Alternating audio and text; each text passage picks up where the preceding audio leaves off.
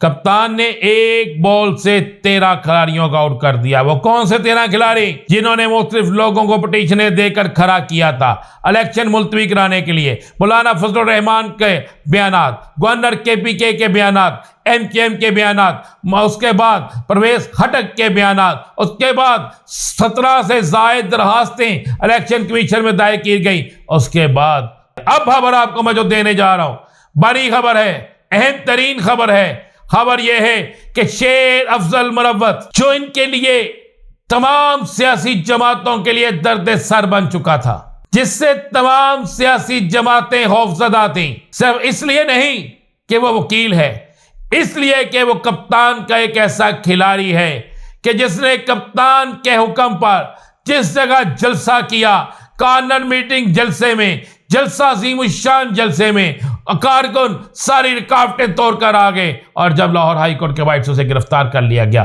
तो उसके बाद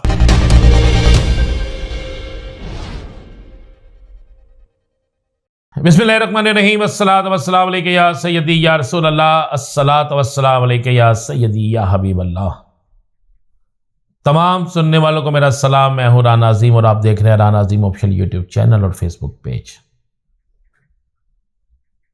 एक बॉल और 13 खिलाड़ी आउट, ये एक कहावत थी, ये एक नारा होता था, ये एक टीवी पर सुर्खी चलती थी, लेकिन कप्तान ने यह करके दिखा दिया।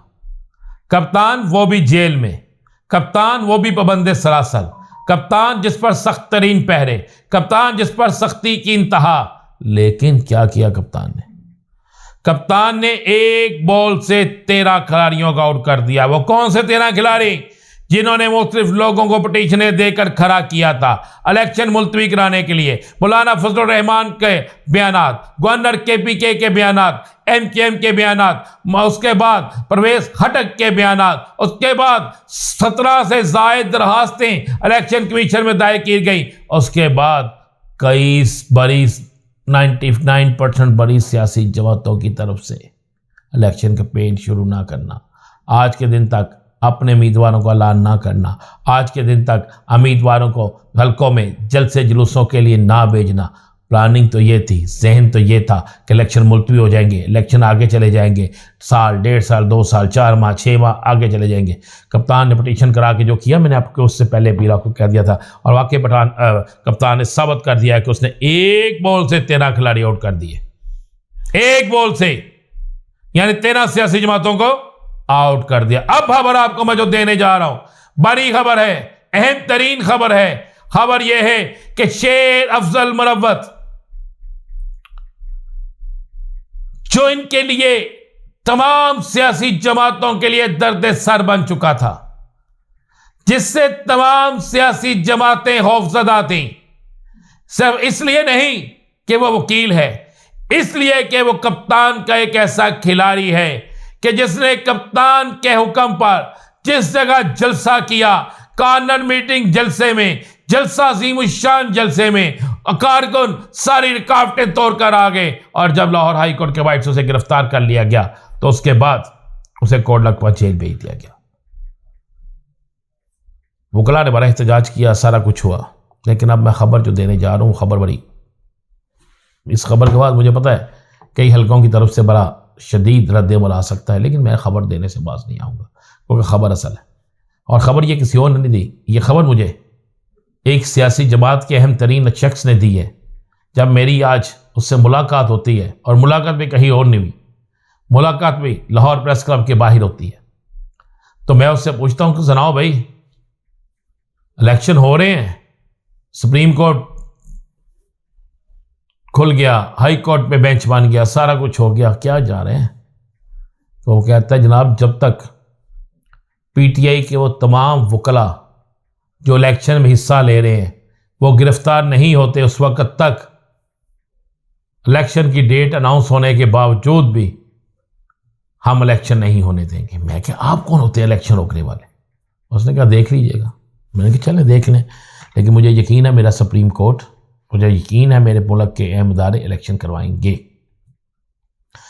अब हुआ क्या कि शेर अफजल मुरव्वत की गिरफ्तारी, शेर अफजल मुनव्वर की गिरफ्तारी के बाद वही शख्स कहता है, अहम जराए कहते हैं कि वकला के एक बहुत बड़े ग्रुप की लिस्टें तैयार की गई हैं। एक सियासी जमात के कहने पर, वो सियासी जमात एक नहीं बल्कि 3 सियासी जमातें हैं जिनको खतरा है कि ये वकला रहनुमा या ये मारूफ वकला जब इलेक्शन के मैदान में उतरेंगे तो बड़े बड़े बुर्ज उल्ट जाएंगे। लतीफ खोसा भी इसमें शामिल हैं, एतजाज एहसन का नाम भी शामिल है, सलमान अकरम राजा का नाम भी शामिल है, इसमें बैरिस्टर गौहर का नाम भी शामिल है। इसमें इतने नाम शामिल हैं कि आप सोच नहीं सकते। इसमें लाहौर से, कराची से, कोयटा से, पेशावर से, जहां जहां इनके पास इतला है, नून लीग खासकर इस पर और ANP और मौलाना साहब की जमात खासकर, जहां जहां से इतला है कि ये वकला इलेक्शन लड़ रहे हैं, ये मैदान में उतर रहे हैं, तो उनको गिरफ्तार करने का प्लान बन चुका है। पर्चे तो है नहीं, तो एक ही पर्चा जो उनके लिए काफ़ी होता है वो होता 16 MPO।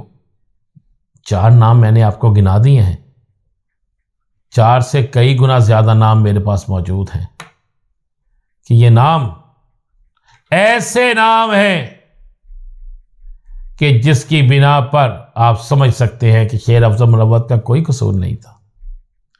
भाई एक बंदा पाकिस्तान में रहता है, सीनियर वकील है, लाहौर हाई कोर्ट में कन्वेंशन के लिए आ रहा है और उसको 3 MPO के तहत गिरफ्तार कर लिया जाता है। क्या उसने मार रोड में जलसा किया? क्या उसने किसी चौक में जलसा किया? खतरा यह था कि वो कहीं पंजाब के जलसों में ना आ जाए। तो जब इलेक्शन शेड्यूल अनाउंस हो गया तो फिर जलसे किस तरह रोकेंगे, किस तरह जलसों को मना करेंगे? क्या इलेक्शन शेड्यूल में तो ये चीज़ें बिल्कुल लिखी हुई हैं, फिर आप किसी तौर पर नहीं रोक सकते ना। तो ये अब शेर अफजल मुनव्वर के बाद किस किस की बारी मैंने आपको बता दिया है। अब चलते हैं ज़रा आगे, गेम पलट जाएगी। एक बात लिख लीजिएगा, मुझे बहुत से लोग कहते हैं राना साहब आप व्लॉग करते हैं, खान साहब अंदर हैं, खान साहब तो छूट नहीं रहे, फलां नहीं हो रहा, फलां नहीं हो रहा, फलां नहीं हो रहा। तो मैं उन्हें उस वक्त भी कहता था, आज भी कह रहा हूँ, गेम पलट जाएगी, गेम उल्ट जाएगी, बड़े बुर्ज भी उल्ट जाएंगे, ऐसी गेम पलटेगी, ऐसे काम होंगे कि जिसके मतलब आप सोच भी नहीं सकते। और गिरफ्तारियों का अमल भी तेजी से रुक जाएगा, तेजी से, इतनी तेजी से अमल रुकेगा कि आप सोच नहीं सकते।